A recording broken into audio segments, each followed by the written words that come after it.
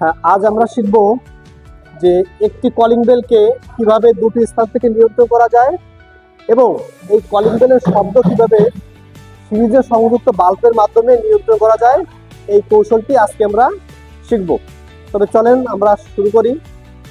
তাহলে এটা আজ আমরা প্র্যাকটিক্যাল মাধ্যমে শিখব। আসুন আমরা প্রথমে ডায়াগ্রামটা দেখব। ডায়াগ্রামে দেখেন দুটো সুইচ আছে, একটা এই যে একটা পুশ বাটন সুইচ, এই যে একটা পুশ বাটন সুইচ। দুটো পুশ বাটন সুইচে ফেস কানেকশন দেওয়া হয়েছে। দেখেন এখান থেকে ফেস কানেকশন এখানে একটা আসছে, এখানে একটা আছে। এই সুইচ যখন অন করব, এইটার মাধ্যমে এই বাল্ব হয়ে কলিং বেলে আসবে, কলিং বেল বাজবে।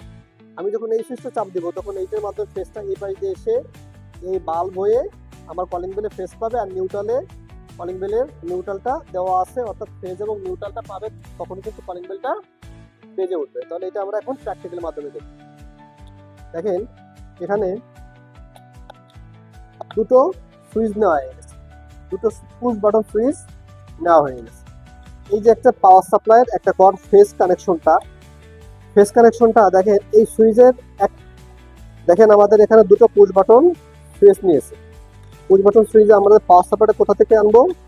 এই যে 2 পিন প্লাগের ফেস তারটা সুইচের একটা প্রান্তে আসছে, এখান থেকে আবার তারের মাধ্যমে সুইচের অপর প্রান্তে চলে গেছে।